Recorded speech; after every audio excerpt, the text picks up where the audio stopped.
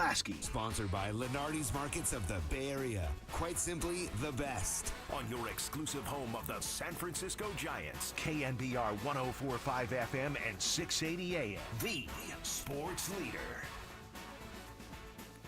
Welcome into an extra inning post-game show on a Saturday afternoon. Giants yesterday, 5 pitchers shut out the Washington Nationals on 4 hits. And, of course, that game, the Giants won 5-0. Today they were riding a 3-game winning streak, but Carson Whisenhunt could not calm down the Nationals as he gave up 3 solo home runs, 1 in the first and 2 in the third, back-to-back home runs. On a couple pitches, 1 was up and the other 2 were supposed to be under the knees, and they were flat right across the plate. The Giants just could not catch up as Brad Lord threw one hell of a game against the Giants, going 6 innings, 4 hits, only giving up an earned run, and that was Rafael Devers' 22nd home run. The Giants just couldn't put anything together. They had opportunities in the 3rd inning, bases loaded with 2 outs, and Willie Adames struck out. They had a leadoff double in the 4th inning by Dominic Smith, 3 straight outs. 6th inning, of course, Rafael Devers hits his home run. In the 8th inning, bases loaded and 1 out. They got a sac fly by Wilmer Flores, and Chapman strikes out. In the 9th inning, 1st and 2nd with 1 out, and they just couldn't do it with a 5-4-3 double play to end the game. Opportunities there once again, runners in scoring position. 0 for 6 with 7 left on base, as the Washington Nationals coming in here today 45-70, 25 games under 500, take the 2nd game of a 3-game series. And the Giants now have to look in tomorrow for Justin Verlander against Mackenzie Gore, a left-hander, and they're having troubles with left-handers as we've talked about all year. They're 12-19 against left-handers. Justin Verlander's been throwing the ball well, and tomorrow, 105, right here on KNBR, the first pitch of the rubber game. Then they got to look into Monday, Tuesday, Wednesday when the San Diego Padres come into town. And, of course, Logan Webb, Robbie Ray will get 2 of those starts, and we'll find out if the Giants can rebound after today's game of a loss. And this loss kind of hurt them because this was a team that they should have beaten. But we've been talking about this all year, about these last-place teams coming in here and beating the Giants. They just have not had any luck against these teams that are way under 500. Today, it was a good game for a couple people. When you look at Dominic Smith, a 13-game hitting streak, got a nice double in the 4th inning. Elliot Ramos, 22 games he's been on base either by a hit or a walk. So a couple things there that turned out well for both of them. And then you got to look at a pitcher, Matt Gage. He's done everything he can for the San Francisco Giants. He's with 9 games he's been in, 12 1/3 innings pitched. He's only given up 6 hits, 3 walks, and 10 strikeouts, and he put 2 more zeros on the board for the Giants in the 8th and 9th inning. So you got to look at some of the positives, and at the other side, the home run ball bit them today. Wood, DeYoung, and Bell. And, you know, you look at those, and the pitches were there. The pitches were right over the plate. Carson Whisenhunt will probably look at the location of the pitch and what he was throwing at that time, and the ball just wasn't down. He ended up throwing 78 pitches, 44 for strikes, 15 first pitch strikes out of 20 hitters, which was really good. And then you look at what he did, 33 changeups, which is his best pitch, 32 sinkers, 13 sliders. I would have liked to see him throw a little more sliders. He did throw a couple real pearls in this game. Carson Seymour came in and threw 3 innings, and he made a big mistake, a big blunder in the 6th inning. After giving up a base hit to Lyles, he gets the next 2 guys of House and Young out. And he had James Wood 0-2 with 2 breaking balls out of the zone. And he threw an 0-2 pitch in the zone. And James Wood hits a double, and it ended up costing the Giants a run. A big mistake right there for a young right-hander, and he will learn from that. But those are things that you learn from. Those are things as a pitcher you have to understand when you have that hitter in the box, and you got him 0-2. You have so many more pitches that you can throw out of your arsenal, and I don't know why he threw it in the zone, but James Wood did not miss it, and that was costly as the Giants end up losing this game 4-2 to the Washington Nationals. 4 runs, 11 hits for the Nationals, 2 runs, 8 hits for the Giants. The Giants are now 59-58 on the season. Today, later in the show, I sat down with Drew Gilbert. This was Thursday morning when he was in Sacramento. Have a great interview with him to introduce him to Giants fans and learn a little bit more about him. And so far, he hasn't really got a hit yet. We know that. The rookie has been out there for 2 straight games. Hit a ball pretty hard today to left field, but he's 0 for 7, and that's what I think the numbers are going to mount on him. And then I caught up with Hensley Mullins. And Hensley Mullins, of course, was the hitting coach here for 2010, 12, and 14. But he's doing something different. In September, he is doing a kids camp here for local kids to boys and girls from 8 to 11. And that's going to be at USF Benedetti Field. So we'll talk to him about that and get you updated on something that he's bringing back to the Bay Area. My name's Bill Laskey. This is the Extra Inning Post-Game Show. More coming up, 415-808 KNBR. Let's get on the phone lines, talk about this game, and what you think the Giants will be doing here, because it's a big, big week for the San Francisco Giants with this game tomorrow, and then you have 7 games out of 10 against the San Diego Padres. All right, we'll be right back right here on the Sports Leader.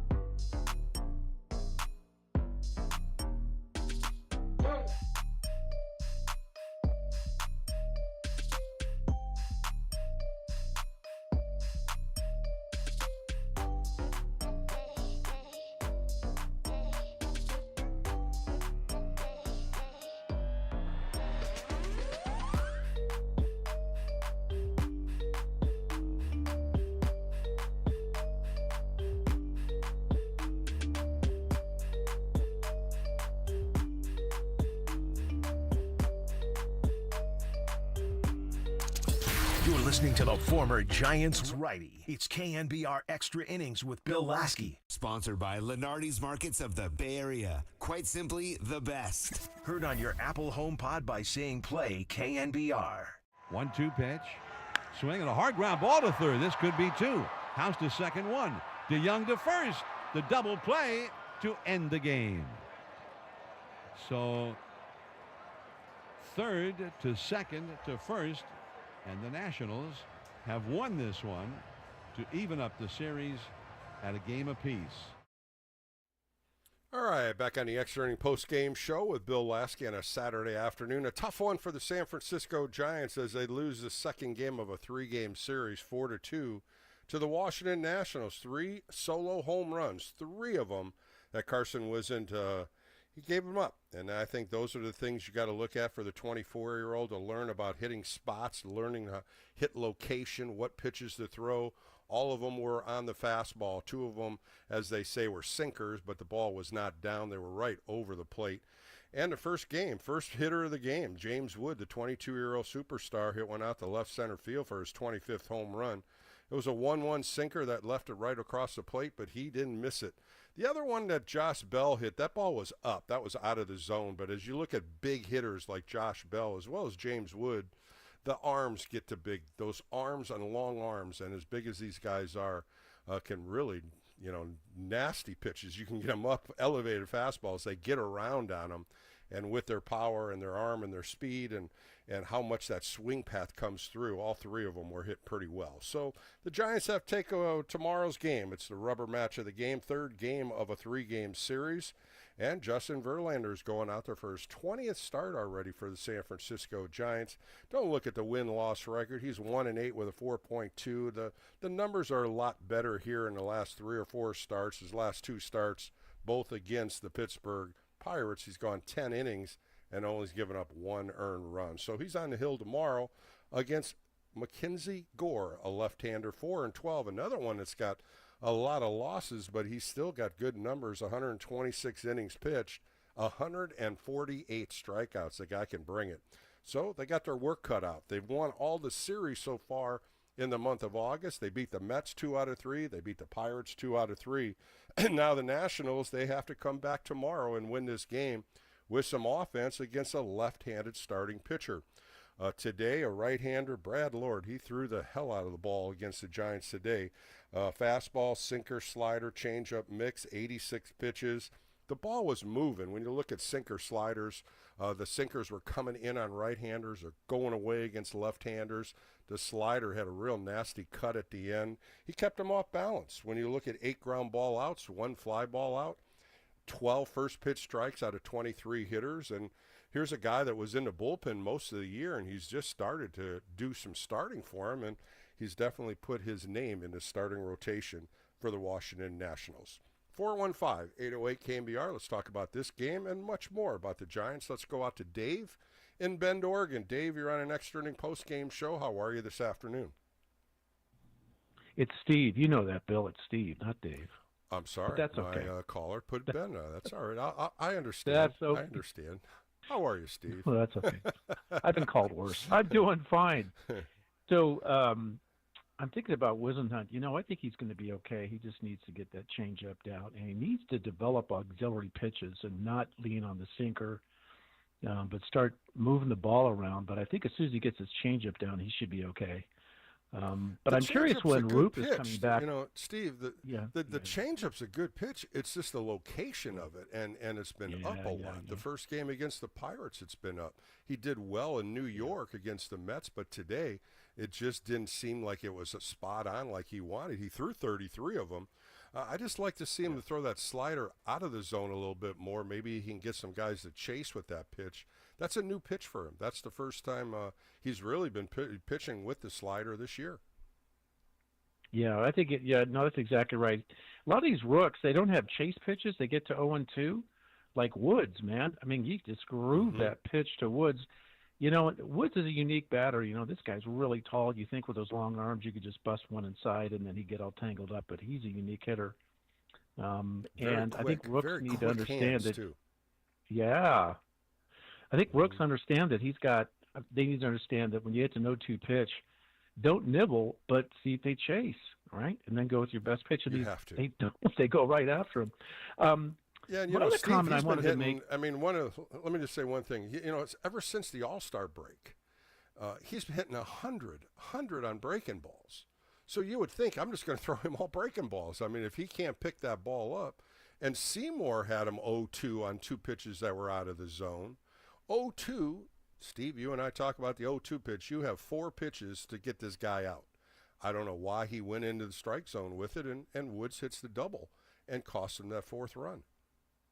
Yeah, it could be shoulder high, but if it's in the zone, anyone's major leaguers can hit it out if it's in the zone. Yeah, for sure. Mm-hmm.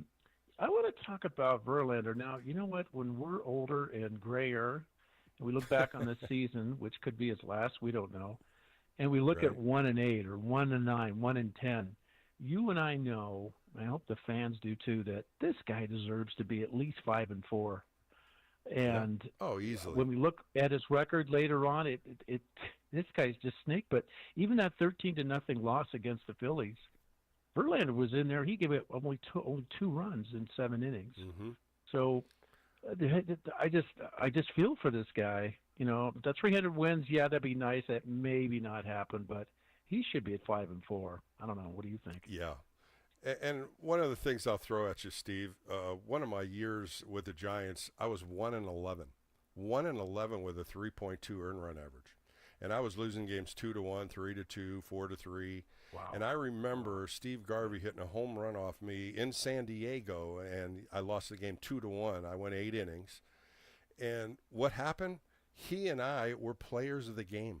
And I had to stand next to Steve Garvey while they interviewed him, and then they interviewed me. I wasn't real happy with that, but it is tough to swallow losses when you're pitching that well. What was great about that year, I won my next 4 straight games. I finished 5-11, but in that due time, I'm understanding what he's feeling because you're doing your job. You're going out there and getting people out. You're keeping your team in these games, and most of those games, Steve, he left the game with a lead, and the bullpen could not hold it. So you're absolutely right. You cannot look at 1-8. You got to look at what he did per game, and I was really surprised. Tomorrow's his 20th start already for this year. That's pretty impressive. Well, you think he's not going to? You look what happened to Seaver. You look what happened to Carlton. Maybe they were in 1 or 2 years too late.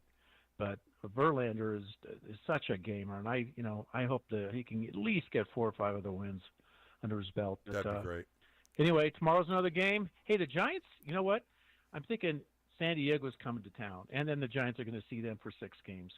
Are the Giants going to be a 500 team and split those 6 games? Well, I'm going to tell you this. Really they got them 7 times, Steve. They got them 7 times. They play them 3 this week, and then they go to San Diego and play them 4 next week, the following week. So this is going to be a tough series. They play them 7 out of 10 with Tampa Bay in the middle. And then they play Milwaukee and Chicago Cubs. So this schedule coming up here in August, they got to take business tomorrow and get the win and then start chipping away with some of these upper teams that are 500 or better. But we'll find out. That's all we can do and move forward. Each day is another day, and hopefully the Giants will win tomorrow. But thanks for the call, Steve. It's always a pleasure talking to you. Go Giants. Steve does have a point here when you start looking at what you have and you look at a Carson Whisenhunt, a 24-year-old that's only got 3 starts, and you got to learn from it. Carson Seymour, another one. You got to learn from mistakes. It's so hard to when you're trying to win games and you can't make mistakes. And Carson Whisenhunt will look at this, and he'll look at the mistakes he had right over the plate, giving up 3 solo home runs, and hopefully next time, which will be against Tampa, he'll get his next start there, and he'll make the change. And throwing more pitches, throwing different arsenal is definitely going to help. All right, we're going to take a quick break here on the Extra Inning Postgame Show. Come back with more 415-808 KNBR if you want to get on the phone lines. I got a couple on hold, but we'll take a quick break. Come back with more right here on the Sports Leader.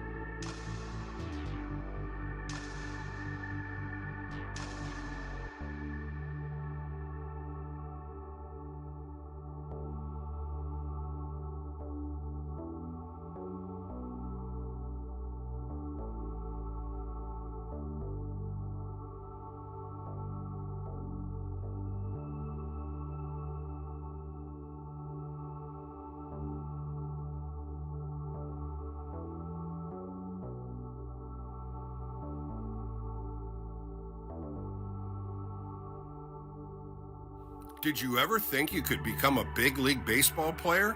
Well, now you can. Come to Big League Coaching Fantasy Camp. It's January 11th through January 17th, 2026 in beautiful Scottsdale, Arizona. Our host hotel is the Marriott Suites for the week. Come play with the great coaches, Joe Youngblood, Shooty Babbitt, Tim Flannery, Scott Garrelts, Mark Davis. Go to bigleaguecoaching.org and sign up today. Become a big leaguer.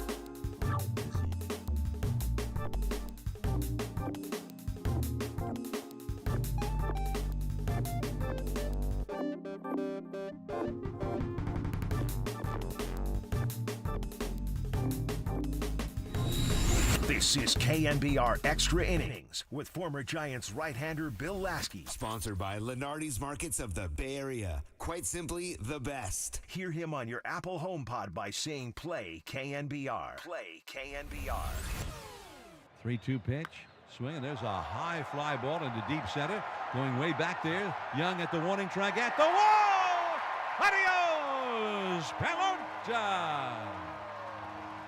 Just a high drive that would not come down. And Devers with a homer for the second game in a row. Back on the extra inning post-game show as the Giants lose Game 2 of a 3-game series 4-2 to the Washington Nationals. 2 games in a row, Rafael Devers has hit bombs. Yesterday, of course, a 2-1 sinker, 427 feet. That was his first at-bat. Today, his third at-bat after getting 2 walks. Hit a 3-2 fastball right down the middle, 92 miles an hour by Brad Lord.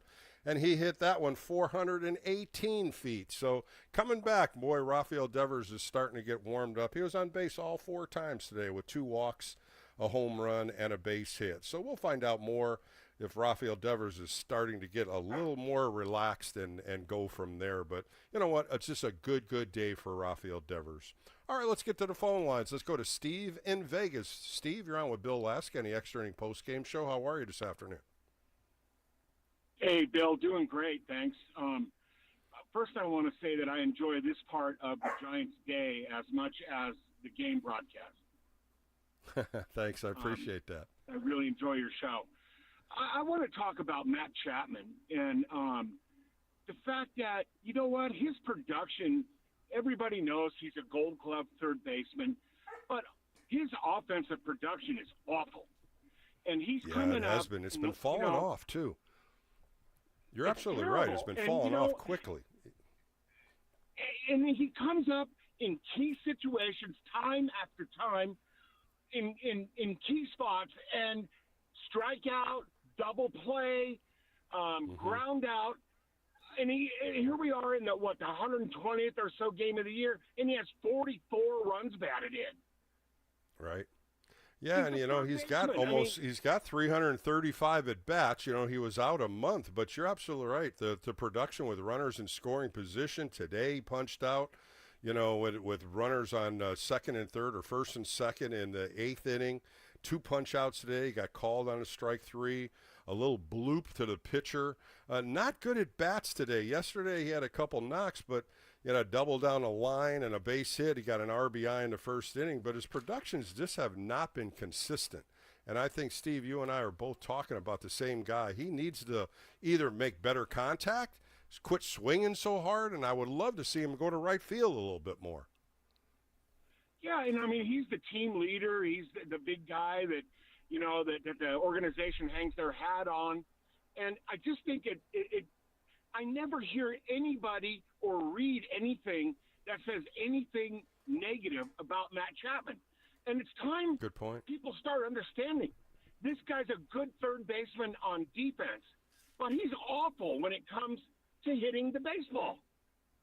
Yeah, making contact, I think that's the big word that we both are talking about here with him, especially in key points. Now, they've had him always in the 4 spot. He's not a 4 hitter. There's no question there. Even down here, it's probably more of a 6 hitter if you had a good lineup in the middle, and they're forced to put him in that part. I don't know where they could put him if somebody else could come aboard to hit a little better, but they're sacrificing the 3, 4, 5 hitters. Now Dominic Smith all of a sudden on a roll, so he is between him and Willie Adames. But when you look at it, Steve, he's been in clutch situations, and he has not done that well, and I think both of us agree to that. We do. Bill, I enjoy your show. I just wanted to sound off on that. Thank you very much. Steve, I appreciate that, and that's a good sound off, because there has been clutch situations where we need a Matt Chapman to come through, and he just has not produced. Today, of course, in that 8th inning, first and second, after Flores gets the fly ball to send a run in, and Chapman gets blown away on a 3-2 fastball that was right there. So you got to look at some scenarios with some of these players, and you got to get everybody hot, and this team has not done that. That's the inconsistencies we have seen with this team, and they got to get better. If they're going to contend to get in a wild card situation now, and they're falling back a little farther each loss they have, these hitters have to step up. You look at Elliot Ramos, sure, he's 2 for 4 today. There's been some at times at the bats that he's been brutal. Sure, he's been on 22 games with a hit and walk. I just don't like him as a leadoff hitter, and Bob's more or less sacrificing him there because they don't have a leadoff hitter. Jung-Hoo Lee hitting more in the 6th spot. He had a nice base hit, but at times he's struggled. A lot of pop-ups from Jung-Hoo Lee. Lately, he's been pitching the ball pretty well, hitting the ball very well. So there are times when I look at this lineup, like yesterday, I really liked the lineup yesterday, how Bob split the righties and lefties, righty-lefty, righty-lefty. Today, he tried to do the same thing. It just didn't work as the Giants struggled to get a run across the plate. They had an opportunity in the 3rd inning with bases loaded and 2 outs. Willie Adames strikes out.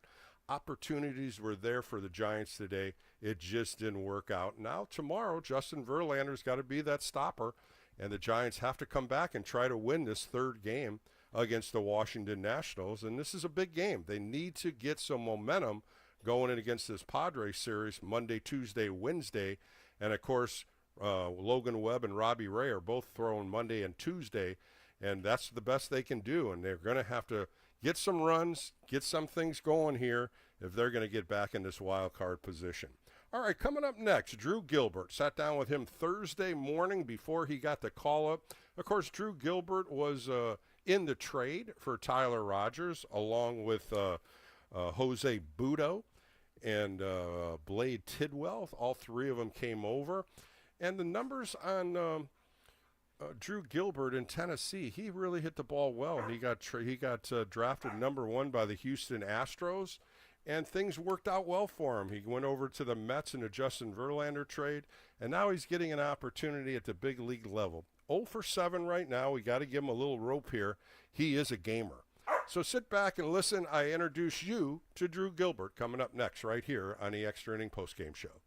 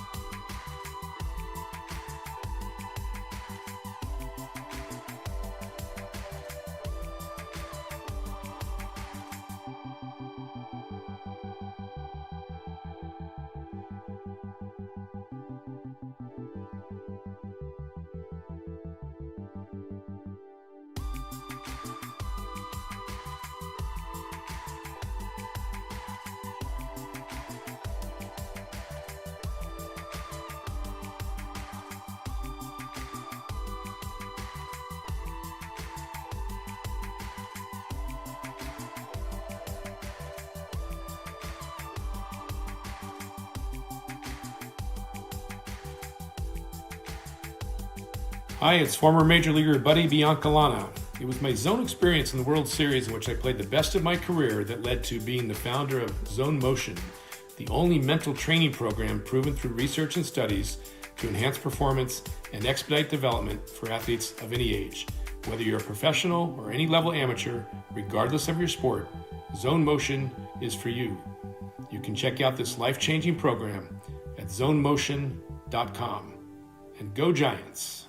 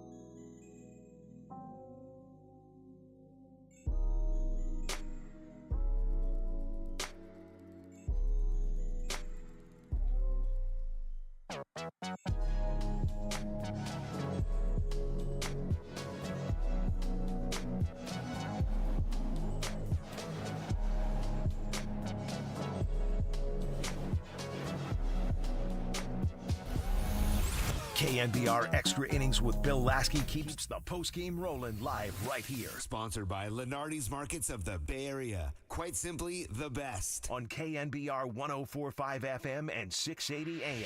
The sports leader.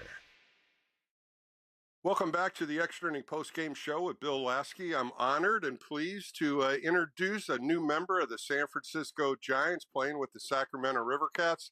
Let's welcome in Drew Gilbert. Drew, how are you today? I'm doing good. How you doing? I'm doing great. Thank you for joining me, and Giants fans are going to listen to you and understand who you are after we do this interview, and a lot of them are excited to have you, and I'm sure you're excited to be in a Giants uniform. Absolutely. Definitely excited to be here and appreciate the opportunity. You never take an opportunity for granted to be a part of a major league organization, so definitely very happy.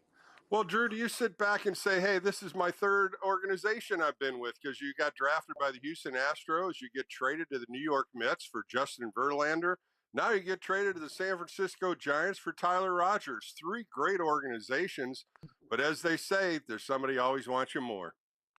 Yeah, it's obviously a little unique, especially like to be in your third organization before you make your debut, but you just see it as an opportunity, and definitely grateful for my time with both previous organizations, and made some friends and some relationships that I'll be able to kind of hold forever. So that was obviously very cool and neat, and I'm definitely just looking forward to my time with the Giants, and looking forward to hopefully at some point becoming a major leaguer. Drew Gilbert joined me on the Extra Inning Post-Game Show. Let's go back. You were born in St. Paul, Minnesota. You ended up going to a high school where a Stillwater area high school. You played baseball your junior year. Man, you were a pitcher and an outfielder and an infielder. You did a little bit of everything, but as an ex-pitcher, I got to ask you, what'd you have in that arsenal you threw? We were a little fastball, curveball, changeup. So just kind of your basic high school arsenal. Distant third pitch, too. Very distant third pitch. It was fastball, curveball, mostly. Well, I tell you, when I looked at the numbers, 15 Ks and 115 pitches you threw in a complete game in the championship, how did you get through it? And, man, you were punching out some people that day. Yeah. I was lucky enough. I had a pretty decent arm, so I guess I could run it up velocity-wise, at least maybe more so back in the day than I would be able to now. But no, I don't. But nothing. High school baseball is pretty fun looking back at it. So when you were growing up in Minnesota, Drew, did you look at pitching as one of the keys of a successful career, or were you looking mostly playing outfield or infield? No, I was definitely more of a pitcher. I was a pretty decent athlete, so I definitely was solid out in the outfield and at the plate. But I spent all my time training as a pitcher. I had a buddy who was I was really close with, and he was a pitcher too, and we just trained pitching. So going into college, I definitely thought that was going to be my path, but that kind of just switched over time. Well, Drew, you were in Minnesota. Did you have a liking to any of the Twins that you watched? Was that your hometown team, or was there somebody else that you looked at as an idol? Yeah, when I was really young, Twins were definitely my hometown team, and I grew up kind of becoming an obsessed Minnesota Twins fan. Like the Joe Mauers, the Michael Kadire, Justin Morneau, those guys. Definitely really looked up to and admired throughout my childhood. You got drafted out of high school by the Minnesota Twins. You didn't go sign. You ended up going to University of Tennessee, and man, you shined in Tennessee. You were a Vol. How did that all come about, and how did you enjoy playing for Tennessee? Yeah, growing up throughout high school, once I kind of started realizing that there would be an opportunity to, maybe go somewhere further away down south or out on one of the coasts. I kind of wanted to get out of Minnesota just because of the weather. So obviously got recruited by Tennessee, and as cliche or corny as it sounds, the staff was just the right fit, honestly, in terms of personality and kind of just their straightforwardness, but relatability. And so that was a pretty easy decision for me, and probably one of the best decisions I'll ever make in my life. So really grateful for my time there and wouldn't trade it for the world. Well, Drew, at age 19, of course, 2020 comes around, COVID hits, and it's really your first year in college, and you were having a pretty stellar year at that time. What did you do in your downtime once it all kind of closed down and you couldn't play baseball anymore? Yeah, so I stayed in Tennessee for most of that time. Luckily enough, we were still able to find some places outside of the campus to train and work out and whatnot. So I think me and a handful of my teammates really dove into that just as an opportunity to we got nothing else to do, so we might as well just keep training and keep getting better and get ready for the next season, hopefully, if we have one. So we did that, and honestly, it was a pretty fun time. So. Well, you came back when you were 20 years old at 2021. You hit 274. Of course, your junior year, 21 years old. In 2022, your numbers just flew off the chart. Batting average of 362, 11 home runs, 21 doubles, 72 hits. What was clicking that entire year for you? Yeah, I think just after getting that first, I guess, it was my sophomore year the year before, but kind of my first real year of experience because of not having that freshman year because of COVID. You kind of just learn what the adjustments you need to make are going into that next season. And obviously the SEC is a very strong league top to bottom, and there's not really any breaks throughout the schedule. So you kind of use that following fall off season after your sophomore year to understand what you need to do better going into that next year. So whether it's getting stronger, approach stuff and whatnot, but I felt like I was able to capitalize on that and take advantage of what I thought I needed to work on, and that's what I did. That voice you hear in the extra inning post-game show is Drew Gilbert. Of course, he is now with the Sacramento River Cats. One of the good things that you do in your game is you play defense. You can play center field as well as the corners. What do you do that you make yourself better each day, and how do you perceive yourself as one of the outfielders? What do you like best? Yeah, I definitely take a lot of pride in my defense, and I kind of always have. I definitely still have a ways to go, at least in my mind, but that's kind of with everything, right? I don't necessarily have a perception of where I see myself playing. I just kind of will play wherever they want me to play. I'll play wherever, and I'll get as good as I possibly can at whatever they tell me to do. Drew, outfielders have to be precise with their throws. What do you do to strengthen your arm, and how do you work on things like that? Yeah, for sure. I think the best way to strengthen your arm is through throwing it a high intent or long toss. Obviously, throughout a year, a professional season, you're kind of more so in a maintenance mindset for your arm, and just working on making sure you can throw every day in the game at max intent potentially. I think kind of throughout the offseason is where you look at, maybe the strengthening aspect of it and, looking to potentially gain some more velocity or whatnot. But I think right now you're just trying to maintain whatever you got. Drew, going back to 2022, you were a first-round draft pick, 28th pick overall by the Houston Astros. Other teams interested in you? Were you talking to other teams? And did you know much about the Houston Astros before they drafted you? Yeah, to your first question, I think there's always a certain level of interest when, I guess, for anybody who's potentially getting picked in that range, right? Like with a lot of teams.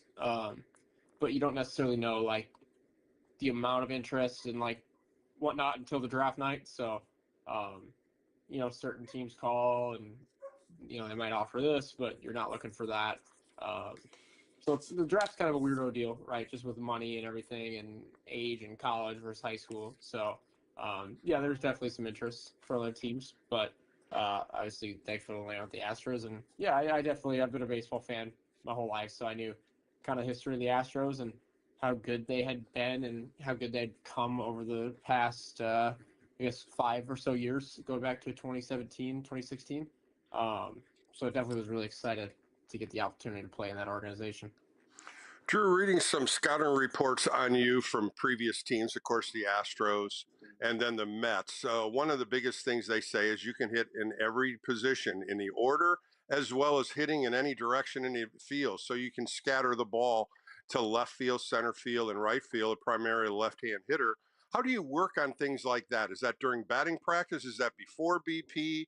Maybe off the tees, soft contact? How do you approach that? Yeah, it's basically everything you said. You know, it's if you're in the batting cage swinging a bat, there's always an opportunity to work on that. So no matter what you're doing, tee, flips, arm, batting practice, machine work, you're always trying to work on something on a day-to-day basis. So you know, it's definitely easy, especially in professional baseball, just since you're doing it every single day and it's a job, to maybe become lackadaisical or kind of fall into, you know, a bit of a trap where you're just kind of going through the motions every single day. But it's really important to kind of like just find something every single day to get just a little better at.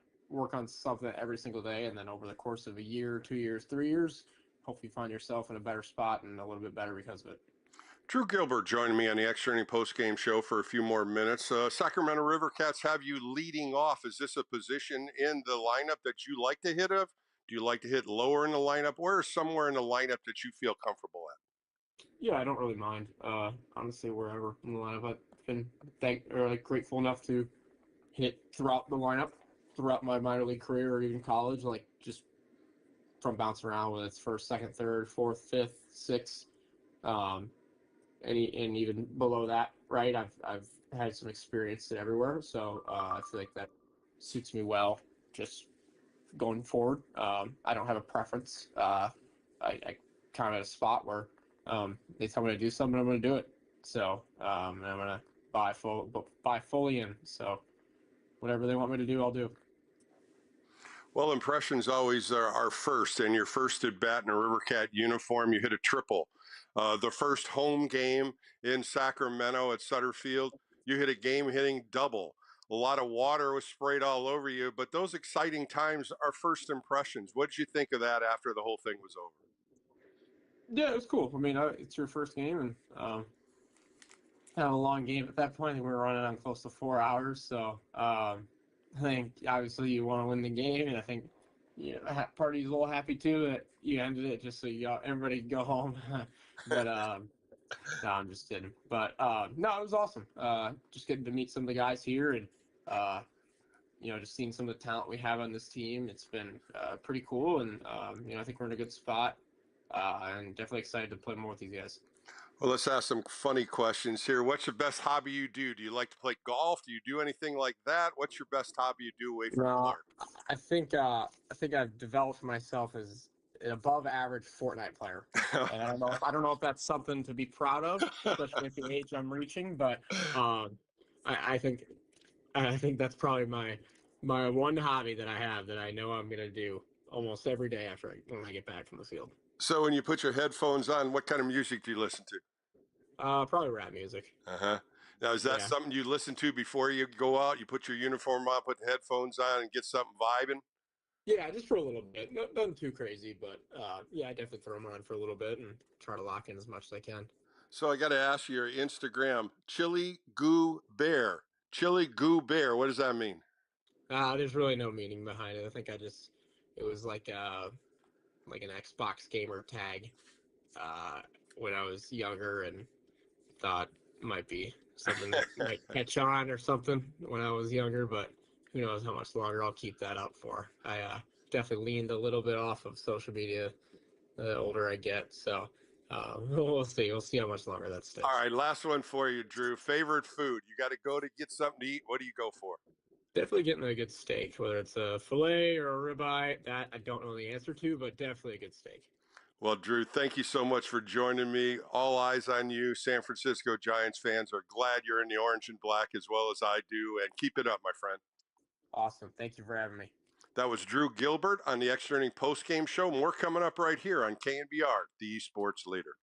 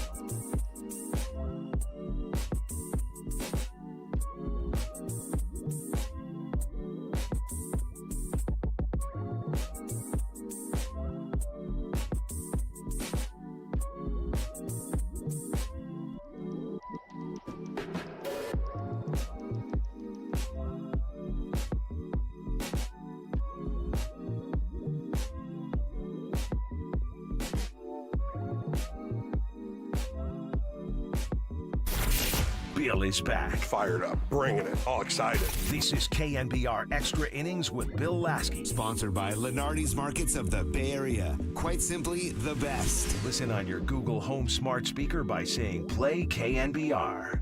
Comes on in the 8th inning here today. The pitch, grounded past the mound toward the middle, and glove behind second by Adames. He spins around and throws him out at first. Wow. All right, back on the Extra Inning post-game show on a Saturday. I just want to make sure everybody understands. Drew Gilbert on Thursday midday was playing for the Sacramento River Cats that afternoon. After I did that interview, he was called up to the big leagues. Just so everybody clarify that, because I did say you're still playing in Sacramento. No, he is here. He is in the big leagues. Struggling a little bit, 0 for 7 at the plate. Some great defense, though, and I see a lot of things out of him. Just a good kid. And a gamer, and I keep saying that because he goes out there every day and competes. So hopefully, he'll get some hits here and get comfortable at the big league level and see what he does. But today the Giants lost 4-2 to the Washington Nationals. 3 solo home runs off Carson Whisenhunt, 1 in the first inning, back-to-back in the third inning by Wood, DeYoung, and Bell. All 3 of them were the Wood, especially the first pitch. It was a 1-1 sinker that got up. And he was the first hitter of the game. James Wood hit that ball real good. And that was his 25th home run for the 22-year-old All-Star. And then in the third inning, Paul DeYoung, of course, hit his 3rd home run. And that was a 2-2 sinker right across the plate, and he didn't miss it at all. And then Josh Bell follows him with a pitch 2-1. And that ball was down, but Josh Bell got under it, and he hit that ball 375 feet. So 3 solo home runs off Carson Whisenhunt. Whisenhunt went 4 innings. Carson Seymour finished it up and went 3 innings, giving up 4 hits. He made a mistake in the 6th inning on an 0-2 pitch to James Wood, threw 2 breaking balls out of the zone, and then the 0-2 pitch was a strike.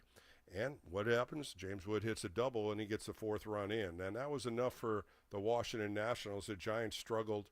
They had opportunities in the 3rd, 4th, 8th, and 9th inning, but they could only score 2 runs. One of them on Rafael Devers' 22nd home run, hit a 3-2 fastball leading off in the 6th inning. And that's 2 games in a row that Devers has hit home runs, and both of them have been bombs. So tomorrow you got to turn the page. 1:05 first pitch right here. Justin Verlander on the hill against Mackenzie Gore, a left-hander.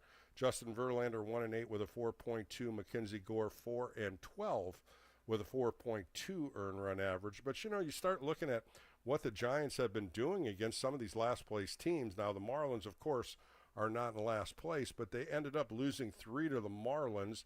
They lost 3 to the Pirates. Now they've only won 1 out of 2 against the Nationals. So here's 3 teams that you should have dominated, and all of a sudden you look in your rearview mirror and you're 1-7.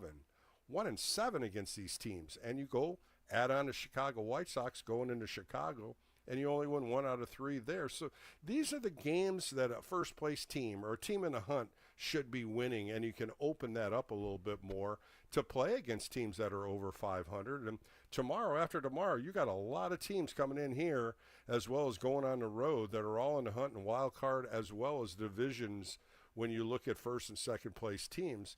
And I look at the San Diego Padres Monday, Tuesday, Wednesday, and then you have Tampa Bay coming in here Friday, Saturday, Sunday. Then the Giants go on a road trip to San Diego and play 4. Then they go to Milwaukee and play 3. So those 7 games are going to be real tough when you start looking at the schedule moving forward. All right, coming up next, I sat down with Hensley Mullins, the Bam Bam Man, of course, 3-time World Series champion. He's got a kids camp September 13th in 2025, of course, at Benedetti Field at USF, and he's doing it for kids from 6 through 12. So Hensley and I talk about that and other things about hitting. That's coming up right next on the Extra Inning Postgame Show, right here on the Sports Leader.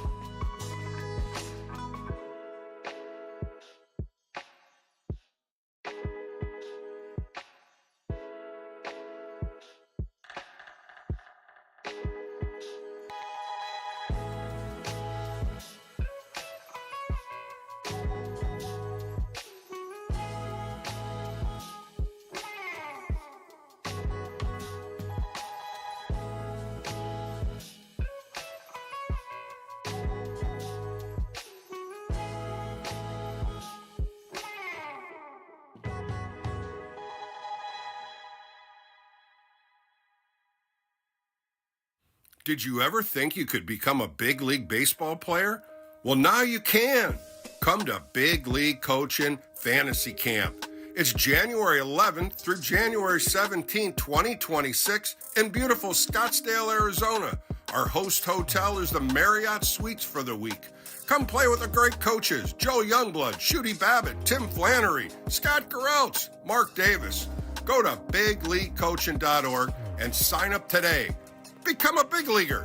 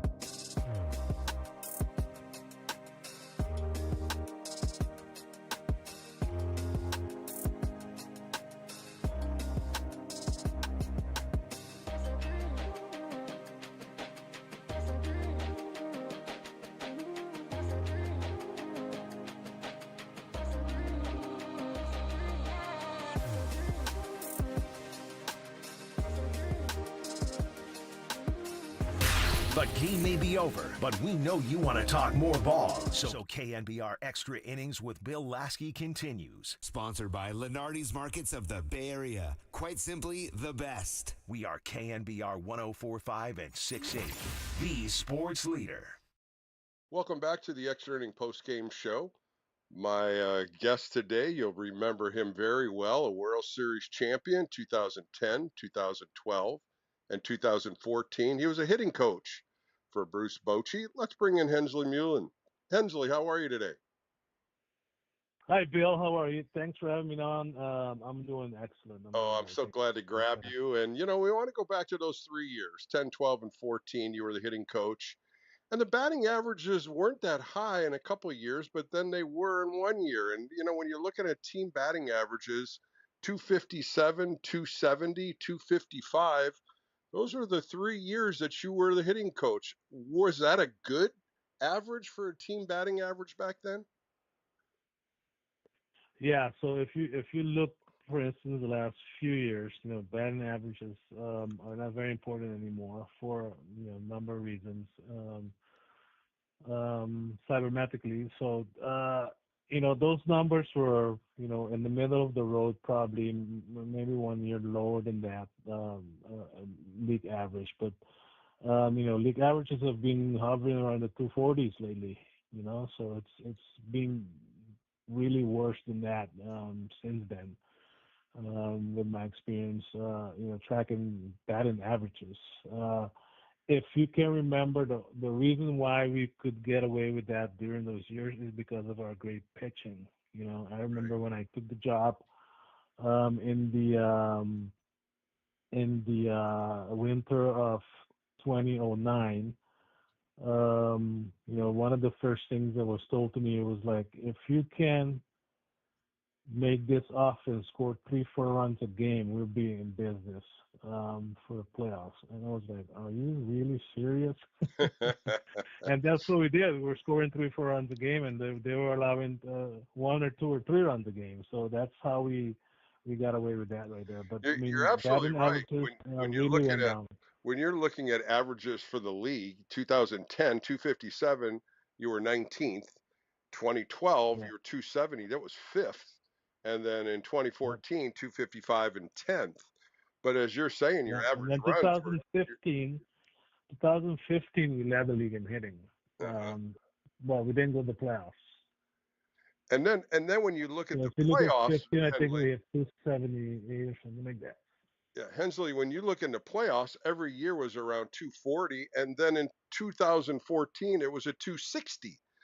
But all those games were so tight, and of course in 2014 the elimination game against Pittsburgh, you guys scored immense runs there. But all these, as you say, the pitching was really the key to all these World Series championships. Mm-hmm. But in the end, I your tell you, hitting definitely came through.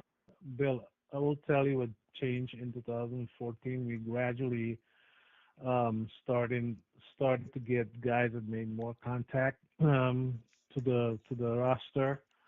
And I remember vividly in 14, we played the Royals, and we had the least amount of homers between the two teams for the season. I believe it was 200 on the dot. We had like 103, and they had like 97 Hmm. home runs in the season. And then, but we were the two teams that struck out the least that year, if I'm not wrong. And then we had the highest average against fastball, 95 plus at over 280. I remember that season because it was asked a number of times during the playoffs and the World Series especially. I remember when I was put on the podium in Kansas City at the press conference. That's one of the things that they brought up. And I was like, yeah, we've been trying to cut down on the whiffs and putting the ball in play, and we kind of accomplished that year in 14 and won the championship. That voice you hear in the extra inning post game show, you remember him, Hensley Mullins, of course, Bam Bam as we called him. When you look at the averages in this year, 2025, 9 players only are hitting 300, and it's middle of August. Why aren't hitters worried about batting averages anymore? So there's a couple different reasons. I think first of all, the pitching is so much better these days. You know, there's so many guys throwing 100 plus. It's hard to hit that pitch.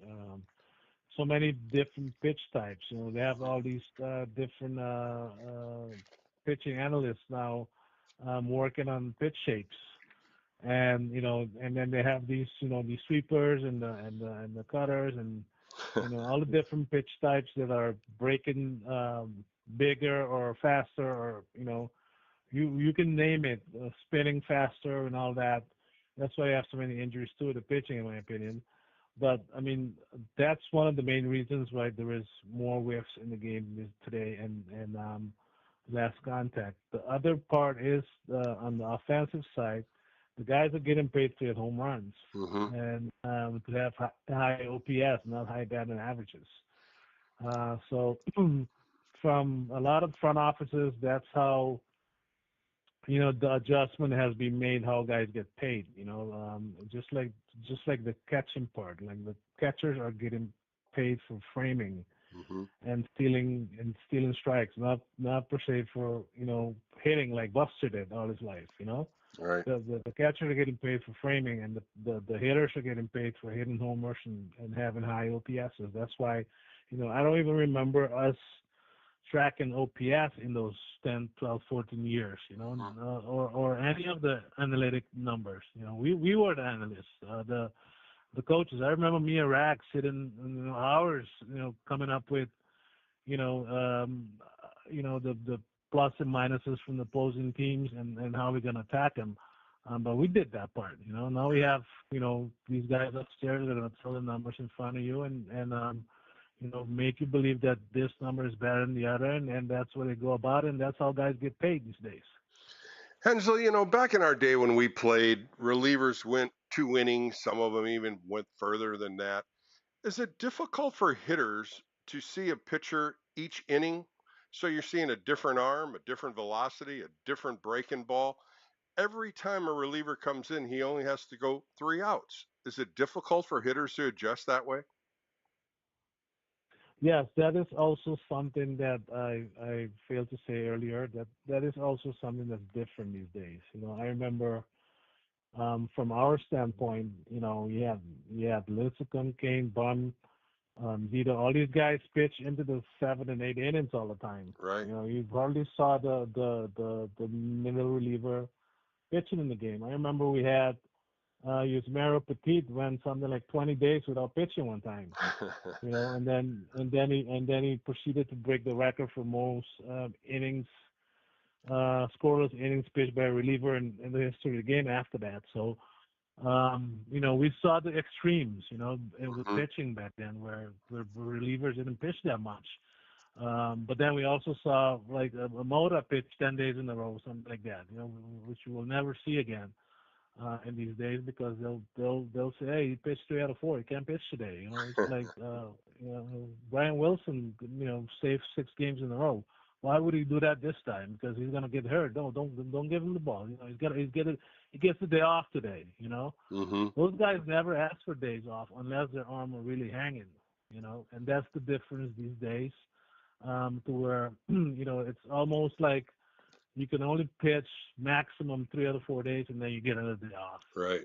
And then you can pitch of 25 pitches, and then you're out of the game, even if you don't get 3 outs.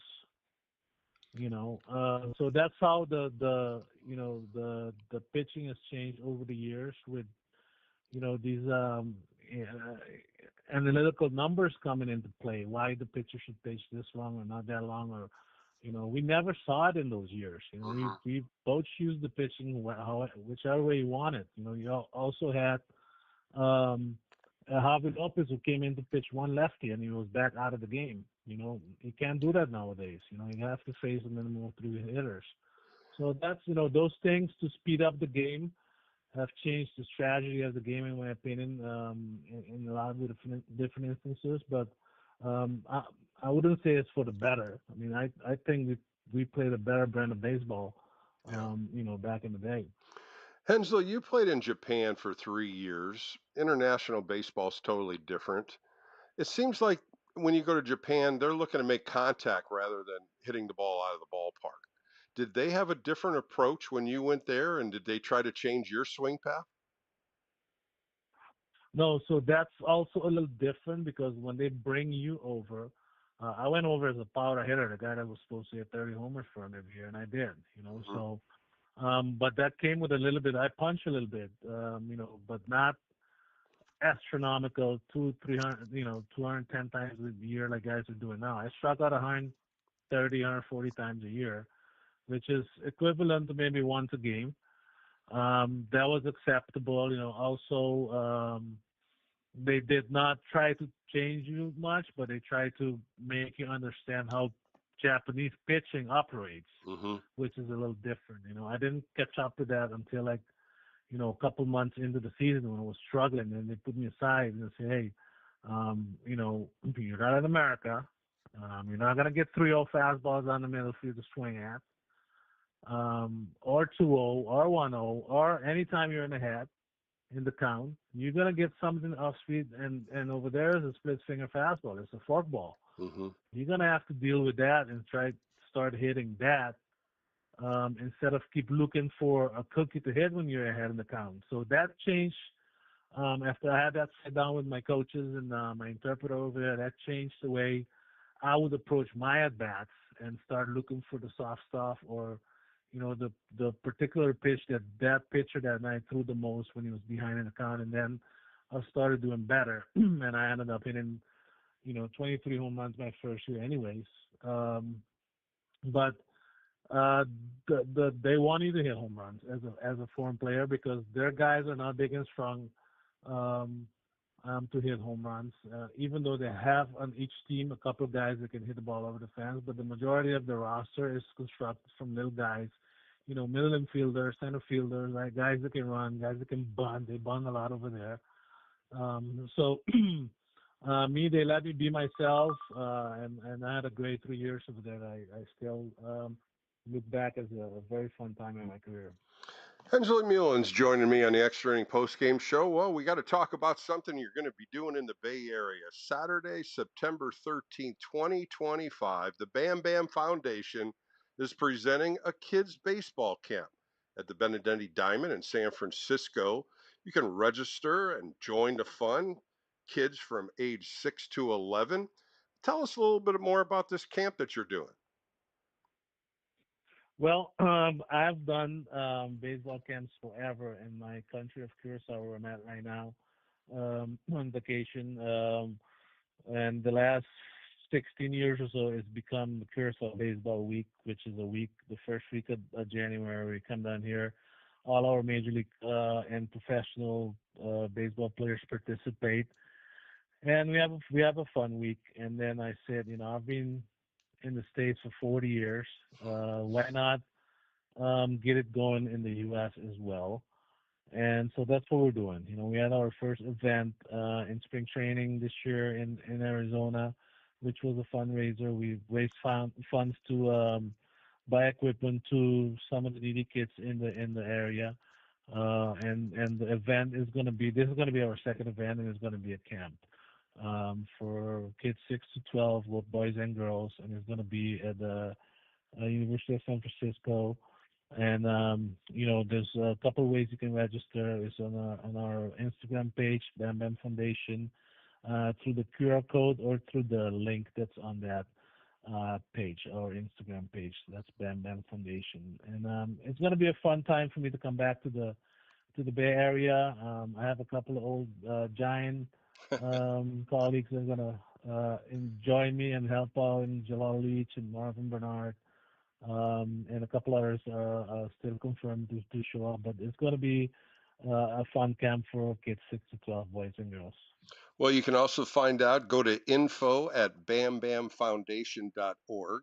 That's the one thing you can do. You can also call Romy Jimenez at 305 336 2559. That's 305 336 2559. Registers campers get an autographed baseball card by you, of course, Bam Bam Mullins, an exclusive T-shirt, a Topps trading card, a swag bag, raffle tickets for more prizes. But it's a fun event that you're going to put on here in San Francisco, coming back to the Bay Area. You got to be excited for that too. Oh yeah, I'm also working with Berta to get some of the junior Giants gets involved, and also the Giants itself. So it's going to be a fun weekend. I believe the Dodgers are in town. So but first and foremost, I'm giving back to the communities by giving this camp, and hopefully have it around for a long time. Well, it's September 13th, 2025. It's a Saturday, 8:30 a.m. You register. It goes till 12:30 p.m., ages 6 through 12. Boys and girls come out and meet Bam Bam and a couple other the Major League Baseball coaches. It's going to be a fun day for you, and I'm so excited that you're coming back to the Bay Area, Bam Bam. Yes, Bill, and thanks for getting involved with this. I think over the years we've talked so much about baseball, the Giants and the stage of the game and all of that. This is a different angle. This is an angle where I love doing it. I remember my 10 years with the Giants. I would always do the junior Giants every year, especially the Special Olympics. I love doing that part. I love doing the young kids. But this time is going to be through my foundation, and hopefully, we can get some kids excited to come out and teach them about the right way to play the game. Well, we'll be pumping it out on the show in extra innings. But again, thank you so much, my friend, for coming on. And we're going to see if we can make this camp successful for all the boys and girls in the Bay Area. Once again, it's September 13th. You can go to the info at bambamfoundation.org for more information. And let's make this successful for you, Mr. Mullins.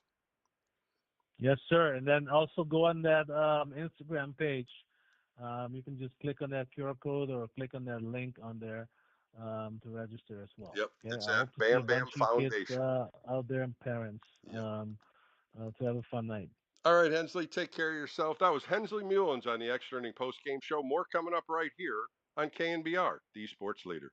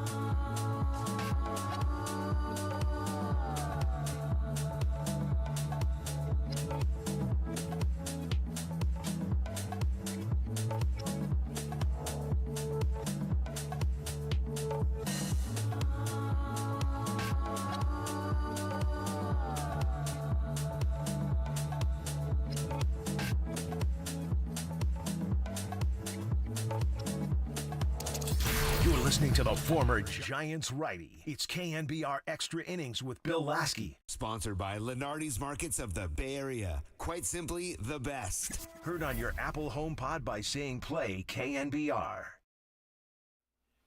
All right, back on the Extra Inning post-game show as we close out a Saturday. Giants lose today 4-2 to the Washington Nationals. They're 59-58. They'll go right back at it tomorrow, 1:05 first pitch. Justin Verlander on the hill, 1-8 with a 4.29 earned run average against a left-hander, Mackenzie Gore, 4-12 with a 4.26 earned run average. And we'll do extra innings right after that. My guest tomorrow sat down with Andrew Kisner, the backup catcher behind Patrick Bailey. Had a nice conversation with him. And I also sat down with David Brundrich. Dave Brundrich is the manager of the Sacramento River Cats. Really got a nice outline of some of the players, Bryce Eldridge and others that are doing well in Sacramento. And we really talk about a lot of things that are going on there to really kind of beef up what's happening in AAA with some of the minor leaguers. And two good interviews for you tomorrow. Of course, today, Drew Gilbert and Hensley Mullins were on. If you missed either one of those, that'll be on the All KNBR podcast after the show. So we'll see what happens tomorrow. The rubber game against the Washington Nationals, and then 3 games against the San Diego Padres coming up Monday, Tuesday, and Wednesday.